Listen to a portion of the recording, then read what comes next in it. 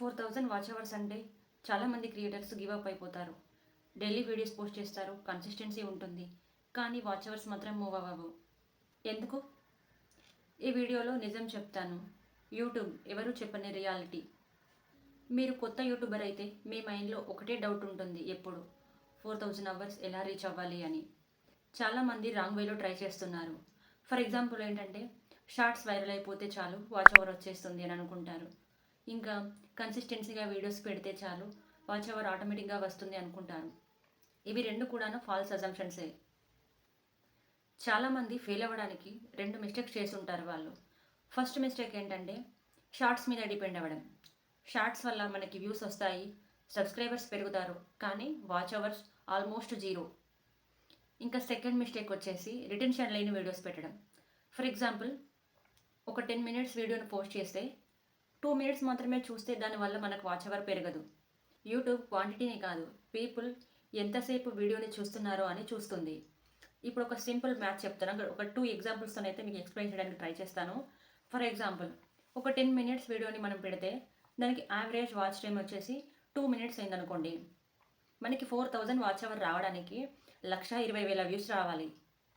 Example 2, same 10 minutes video, దానికి average watch time వచ్చేసి మనకు వాచ్ టైం చూసుకుంటే 6 minutes ఉందనుకోండి. మనకి ఇప్పుడు 4000 వాచ్ అవర్స్ రావడానికి 40,000 వ్యూస్ వస్తే సరిపోతుంది. ఇక్కడ తేడా ఏంటి? వ్యూస్ కాదు, రిటెన్షన్.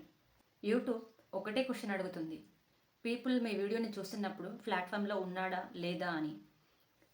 మీ వీడియో పీపుల్ని ప్లాట్ఫామ్లో ఉంచితే యూట్యూబ్ మీ వీడియోని పుష్ చేస్తుంది.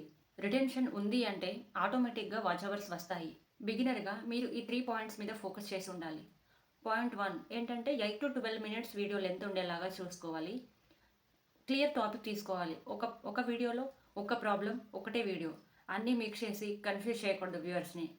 ఇంకా నో టైం పాస్. ఆ వీడియోలో కంప్లీట్గా మనం యూస్ఫుల్ ఇన్ఫర్మేషన్ ఇవ్వాలి, కానీ టైం పాస్కి అయితే చేయకూడదు.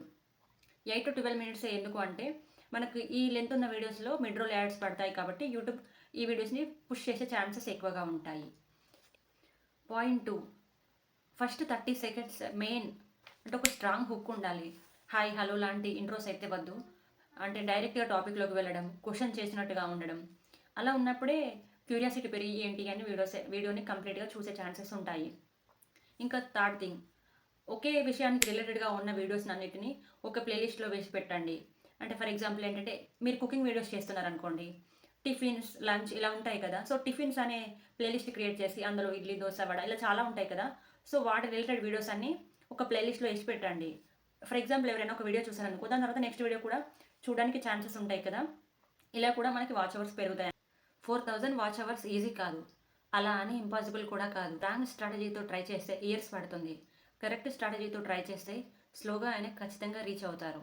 ఈ ఛానల్లో యూట్యూబ్ బిగినర్స్ కోసం క్లియర్ అండ్ హానెస్ట్ వీడియోస్ అయితే ఉంటాయి. యూస్ఫుల్ అనిపిస్తే సబ్స్క్రైబ్ చేయండి.